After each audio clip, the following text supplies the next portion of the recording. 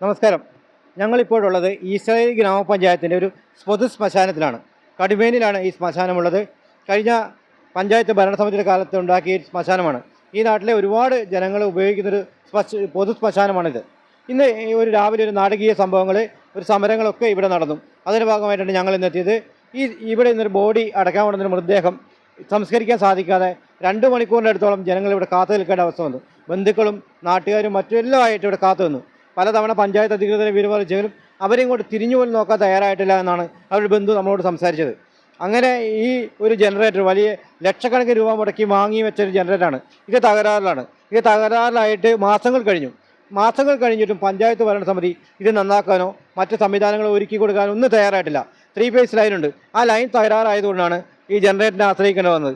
അങ്ങനെ ആ ജനറേറ്റർ സ്റ്റാർട്ടാക്കാൻ നോക്കുമ്പോൾ ഇവിടെയുള്ള ജീവനക്കാരൻ പറയുന്നു ജനറേറ്റർ കംപ്ലൈൻ്റ് ആണെന്ന്. അദ്ദേഹം നമ്മളോട് സംസാരിച്ചു. അങ്ങനെ അവർ പറയുന്നത്, ഞാൻ പഞ്ചായത്ത് സെക്രട്ടറിയെയും അവിടുത്തെ ജീവനക്കാരെയും അറിയിച്ചിരുന്നു, ഇങ്ങനെ ജനറേറ്റർ തകരാറാണ്. 4 മാസം മുമ്പ് അറിയിച്ചൊരു സാധനമാണ്. ഇവിടെ ഈ പഞ്ചായത്തിലേക്ക് ഓഫീസിലെത്തി അദ്ദേഹം ഈ സെക്രട്ടറി ഉൾപ്പെടെ അറിയിച്ച ജനറേറ്റർ തകരാറാണ്, ബാറ്ററി പോയി എന്നൊക്കെ. ഒരു ബാറ്ററി വാങ്ങി വെച്ച് ഇങ്ങനെ ഇവിടെ സംവിധാനം ഒരുക്കാൻ ഈ പഞ്ചായത്ത് ഭരണസമിതിക്ക് സാധിക്കുന്നില്ല എന്നാണ് നാട്ടുകാർ ചോദിക്കുന്നത്. അതിൻ്റെ ഒക്കെ ഒരു പ്രതിഷേധമാണ് അവരുടെ ഒരു ബന്ധു നമ്മളോട് മുന്നിൽ കാഴ്ചവെച്ചത്. അദ്ദേഹം ആ പ്രതിഷേധം നമ്മളോട് രേഖപ്പെടുത്തുന്നത് നമുക്കൊന്ന് കേൾക്കാം. ഇന്ന് നമ്മുടെ ഈസ്റ്റേരി പഞ്ചായത്തിലെ പൊതു ശ്മശാനത്തിൽ എൻ്റെ ബന്ധു കൂടിയായ രതീഷിൻ്റെ ബോഡി സംസ്കരിക്കാൻ വേണ്ടി വന്നപ്പോൾ ഉണ്ടായ ഒരു ദയനീയമായ അവസ്ഥ.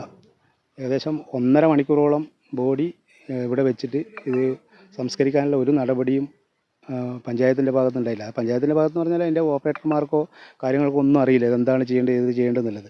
അവർക്ക് വർക്കും കാര്യങ്ങളൊക്കെ അറിയെങ്കിലും അതിനാവശ്യമായ വൈദ്യുതി അവിടെയില്ല. വൈദ്യുതി ഒരു ലൈനിൽ വരുന്നില്ല എന്ന് പറഞ്ഞു. 3 ഫേസ് ലൈനാണ്.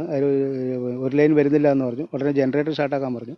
ജനറേറ്റർ സ്റ്റാർട്ടാക്കാൻ പറയുമ്പോൾ ജനറേറ്ററിൽ സ്റ്റാർട്ടാക്കാൻ പറ്റുന്ന അവസ്ഥയല്ല ഉള്ളത് എന്ന് ഓപ്പറേറ്റർ പറഞ്ഞു. ഓപ്പറേറ്ററോട് ചോദിച്ചു, അപ്പോൾ നിങ്ങൾ ജനറേറ്റർ സ്റ്റാർട്ടാക്കാൻ പറ്റുന്നില്ലെങ്കിൽ പഞ്ചായത്തിൽ റിപ്പോർട്ട് ചെയ്തിട്ട് അതിനുള്ള നടപടി സ്വീകരിക്കേണ്ടതെന്ന് പറഞ്ഞു. അന്നേരം പറഞ്ഞു പഞ്ചായത്തിൽ റിപ്പോർട്ട് ചെയ്തതാണ്, പഞ്ചായത്ത് സെക്രട്ടറിക്ക് റിപ്പോർട്ട് ചെയ്താണ്, അവിടുത്തെ ഒരു ജീവനക്കാരോടും പറഞ്ഞതാണ്. രേഖാമൂലം എഴുതി കൊടുത്തിട്ടില്ല എന്നൊരു തെറ്റെൻ്റെ ഭാഗത്തുനിന്നുണ്ട്. അപ്പം അതിനുശേഷം ഞാൻ പഞ്ചായത്ത് പ്രസിഡന്റിനെ നേരിട്ട് ഫോൺ ചെയ്തപ്പോൾ പറഞ്ഞു ഞങ്ങൾക്ക് അങ്ങനെ റിപ്പോർട്ടും ഇല്ല, അത് കൃത്യമായിട്ട് നടക്കുന്നില്ലതാണ് വിവരം എന്ന് പറഞ്ഞു. അപ്പം ഇതിപ്പോൾ ഈ നമ്മുടെ മുൻ പഞ്ചായത്ത് പ്രസിഡന്റ് ജെയിംസ് പന്തമാക്കലിൻ്റെ കാലഘട്ടത്തിലാണ് ഇങ്ങനെ ശ്മശാനം ഇവിടെ വരികയും അതിൻ്റെ പ്രവർത്തനങ്ങളൊക്കെ നടന്നിട്ടുള്ളത്. ആ സമയത്തെല്ലാം തന്നെ എൻ്റെ ഒരു അഭിപ്രായം, ഞാൻ ജെയിംസ് പന്തമാക്കലിൻ്റെ രാഷ്ട്രീയക്കാരനോ പാർട്ടിക്കാരനോ ഒന്നുമല്ല, ഞാൻ അദ്ദേഹത്തിൻ്റെ പാർട്ടിയുമായിട്ടൊരു ബന്ധവുമില്ല. എങ്കിൽ തന്നെയും അദ്ദേഹത്തിൻ്റെ പ്രവർത്തനം വളരെ നല്ല രീതിയിലൂടെ നടന്നിരുന്നു അദ്ദേഹത്തിൻ്റെ കാലഘട്ടത്തിൽ. ഇപ്പോഴത്തെ ഈ ഒരു ഭരണസമിതി എന്ന് പറയുന്നത് ഇങ്ങനെയുള്ള പഞ്ചായത്തിൻ്റെ സ്വത്തുക്കളെല്ലാം തന്നെ മെയിൻറ്റെയിൻ ചെയ്യുന്നതിൽ വളരെ പുറകോട്ടാണ്. അതിൻ്റെ പ്രതിഷേധം ജനങ്ങൾ അറിയിച്ചതിൻ്റെ അടിസ്ഥാനത്തിലാണ് അതിലൂടെ ജനറേറ്റർ റീത്തി വെക്കേണ്ടി വന്നത്. 4000 രൂപ ഇന്ന് രാവിലെ കൊണ്ടുപോയി പഞ്ചായത്തിൽ അടക്കുന്ന സമയത്തും ഇതുപോലത്തുള്ള തകരാറുകളുണ്ടോ കാര്യങ്ങളുണ്ടോ എന്നുള്ളത് അവർ മനസ്സിലാക്കി പറയണം. ജനറേറ്റർ തകരാറുണ്ട് അല്ലെങ്കിൽ മറ്റെന്തോ തകരാറുണ്ട്, അത് ഞങ്ങൾ പരിഹരിക്കാം, അല്ലെങ്കിൽ ഇത്ര മണിക്ക് വന്നാൽ മതി എന്ന് പോലും പറയാണ്ട് കൃത്യമായിട്ട് 4000 രൂപ മേശയിൽ റെസീറ്റ് എഴുതി വാങ്ങി വെക്കുകയും ഇവിടെ വന്ന് അന്വേഷിക്കും. വിളിച്ചു പറഞ്ഞതിന് ശേഷം പഞ്ചായത്ത് ഭരണസമിതി അംഗങ്ങളോ ജീവനക്കാരോ ആരെങ്കിലും വന്ന് ഇവിടെ ഒന്ന് അന്വേഷിക്കുക പോലും ചെയ്തിട്ടില്ല. അപ്പോൾ ഇത്രയും ലക്ഷങ്ങൾ കോടികൾ മുടക്കിയിട്ടുണ്ടാക്കി ഈ ഒരു ജനങ്ങൾക്ക് ഉപകാരപ്പെടുന്നൊരു സംഭവത്തെ ഇപ്പോഴത്തെ ഭരണസമിതി തീർത്തും അതിനെ മെയിൻറ്റെയിൻ ചെയ്യാതെ വളരെ മോശം നിലയിലേക്ക് കൊണ്ടുപോകുന്നു. അത് ശരിയായ നടപടിയില്ല. കാരണം ഈസ്റ്റേരി പഞ്ചായത്തിലെ ഇപ്പോൾ എല്ലാവർക്കും സ്ഥലമോ കാര്യങ്ങളൊന്നുമില്ല. 5 സെൻറ്റും 3 സെൻറ്റിലൊക്കെ വീട് വെച്ച് ജീവിക്കുന്നവർ അവരെല്ലാം തന്നെ പൊതു ശ്മശാനത്തിലേക്കാണ് ബോഡി കൊണ്ടിരുന്നത്.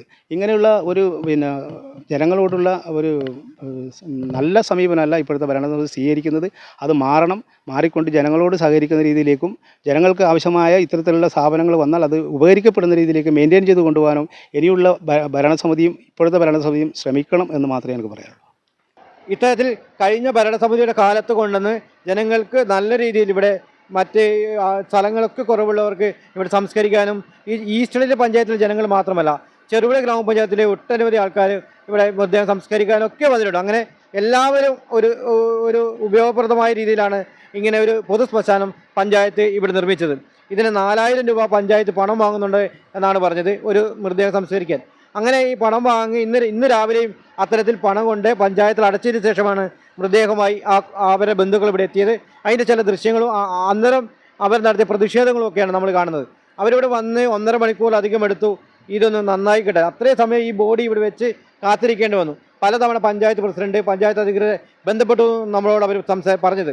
ആ സമയങ്ങളൊന്നും അവരിങ്ങോട്ട് വരാനോ എന്നാൽ ഒരു ആശ്വാസവാക്കുമായിട്ട് ഒന്ന് അവരെ വന്ന് ആശ്വസിപ്പിക്കാനോ അങ്ങനെ അത്തരത്തിൽ ഇവരോട് സംസാരിക്കാനോ ഒക്കെ ഇങ്ങനെ ഈ ജനറേറ്റർ ഇത്ര ഇവിടെ മഴ തന്നെയാണെന്നൊക്കെ വെച്ചിട്ടുണ്ട്.